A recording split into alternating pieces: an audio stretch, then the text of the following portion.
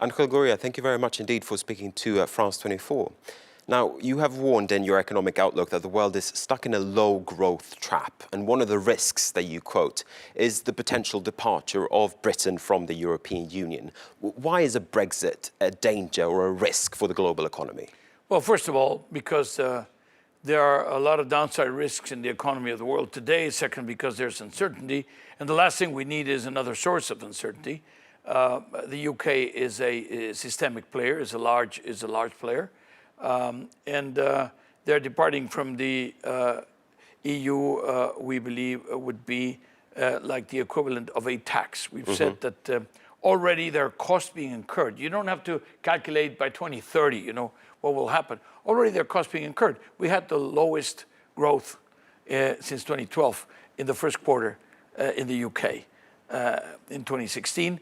And, well, what is different is the imminence of the vote. But you say that the British economy will be taking a hit. What about the rest of the global economy? Oh, listen, there will be effects. Let's say if there's a 2% hit in the UK economy in the next few years, there will be probably about half of that, but faster disappearance, faster ebbing in the case of Europe, because you're talking about, you know, what fits into 500 million and whether a country which is much smaller than that, let's say, exiting. But for that country, not being able to access the 500 million or the 440 whatever are left is enormous.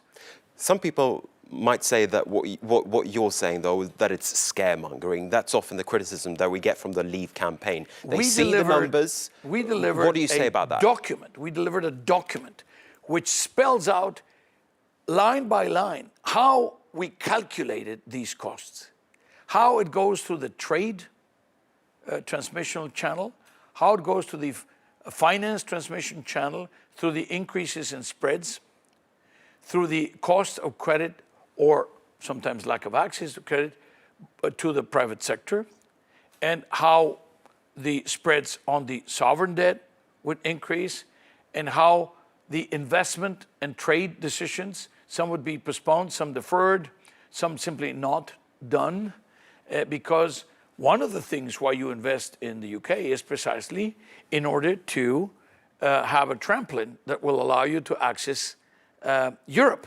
And all the agreements that Europe has signed with many, many countries around the world that assure access on a reciprocal basis, so for which you, it's would not be scaremongering. available for the UK now, which would have to renegotiate massively all these agreements. We documented, you know, pound by pound where this cost was coming from. So it's not a question of intuition. It's not a question of trying to scare anybody. We're basically trying to say, these are, you know, look at yourself in the mirror, naked, you know. Do you like what you see with UK being, you know, on its own? I want to turn back to your warning then that we're in a low growth trap. Why aren't developed economies bouncing back from the financial crisis? It still feels as if we're sort of stuck in a rut after the financial crisis. Well, you, for instance, expect OECD economies to grow this year by around about 2%. No, that's not a great figure. Yes, I mean, what are the engines of growth? I mean, this is no accident, no coincidence. It's a very good reason, unfortunately. Trade is growing at 2%, maybe below 3% in any case. The world economy is going to be growing at 3% for the second year in a row. That means we're not going to increase the growth beyond what it was last year. 3%, maybe a little bit better next year. Only 5 times in the last 50 years has the growth of trade been below the rate of growth of the world economy. So that's an ominous sign. It should be double the rate of growth of the world economy, so that trade will act as a locomotive. Well, it's now below. 5 times in 50 years this has happened, and every time there's been a very serious slowdown or a recession. I'm not saying there's going to be a recession. What I'm saying is conditions are difficult. Second big engine of growth, investment. Investment today is the growth of tomorrow. again, your cruising speed for the growth of investment should be around 7%. It's around 3%. It's recovering a little bit, but it's still below the flows. When you're talking about foreign direct investment, for example, certainly below the flows before the crisis. But what we're do you think? 8 years into the crisis. You mentioned trading, you mentioned investment. Okay, What's the third, underlying reason credit. there? Is it confidence? Credit. Okay, credit is flat, in some cases negative in some others. It's recovering slowly, and it's not flowing particularly to small and medium enterprises.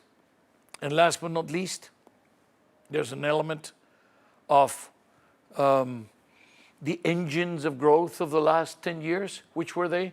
Weren't they the emerging economies? China and India and South Africa and Indonesia and Brazil. Well, Brazil is in recession for the second year in a row. Russia is in recession for the second year in a row. And China is growing at 6.5% instead of at 11 or 12%. So what we have is a complete change in the decoration. And in fact, some of the largest risks in today's economic scenario are precisely of instability in the emerging economies, as you have a very gradual but pretty steady consolidation of the numbers in the OECD countries. Now, you're calling for collective action, but we seem to be far from that actually happening, because we still see a debate among major economies of austerity versus stimulus. Germany and the UK, for instance, they seem to be quite keen on sitting on their cash, whereas Japan and Canada are talking about stimulus and the need for stimulus. As I say, we seem to be seeing very little agreement among major economies of what to do next. Yes, there is a little agreement. There is a generalized consensus about the fact that we don't like what's going on, that it's not working very well. So people are agreeing about the diagnosis, but not about the treatment. How about, searching? How about exploring? How about being a little bold? How about taking some departures? Well, what we're saying is, what does collective action mean? Well, we're saying, how about taking 0.5% of GDP? Nothing too dramatic, not a very big departure in terms of public finance, dedicated to investment.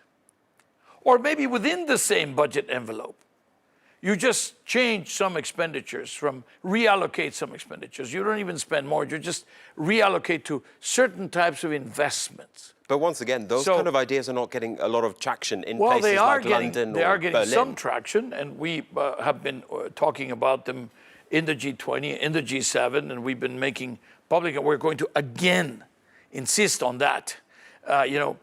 We have been putting it out, and now, the IMF, of course, the World Bank, which is mostly oriented towards development, they're all talking about taking a look at these options. And the reason is, after 8 years of fiscal consolidation, there is room. There is space. We would not have been able to say this 8 years ago. It's not that we have changed our tune. It's circumstances have changed. We've earned the right to maybe say something like this because there is more fiscal space. And at the same time, because we know, as you said a moment ago, that the mix is not very brilliant today. It's not working the way we would want it to work. Therefore, we should perhaps try something else. I just want to talk about France for a moment, because you within the OECD, you have long called for labour reform in France. At the moment, we're seeing the government trying to push through labour reform. It's not proving very popular in the streets, though. We're seeing strikes, we're seeing protests. What's your message in all of this, and what's your message to the French government, whether or not they should continue? Or? Our message to the French government is stay the course, stay the course, stay the course. Despite the fact that it's very unpopular in the streets? There isn't a single country in which there has been a labor reform which was popular, okay? There were always movements in the street. There were always parades, there were always demonstrations. There were always protests. But what is paradoxical is that by trying to protect the workers so much, you basically take away the appetite of entrepreneurs to create one additional job.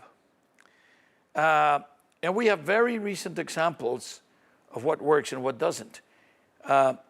4 years ago, the Spanish, after procrastinating, decided that it was time for their big labor reform. Today, they're creating 500,000 jobs every year, okay? Now, what about Italy? Article 18 of the labor law, basically you could not touch a worker. It took forever, and it was so expensive to finally lower the, the working, the number of workers if things went wrong in a company or whatever. Well, now Mr. Renzi has done it. And he did not say, approve my labor law. He said, this is my government on the table, the confidence on the table. If you don't approve this, I'll call an election. But very briefly, what do you say? Because it was so important. So we're saying, stay the course, France, stay the course. What do you say to the people, though, in the streets who are very concerned, legitimately concerned about their workers' rights? And that it is the best way in which this country is going to be able to create more jobs. And that one of the reasons why it is so anemic in terms of job creation is precisely because of the rigidity of the labor laws. So welcome the flexibility. We were sorry to see some of the original proposals, go by the wayside of the legislative dentist, but it's a very important package. It's a very important beginning, I would say. And frankly, I think it's indispensable if France wants to keep its productivity and its competitiveness. Angel Gurria, thank you very much indeed for speaking to us. Thank you.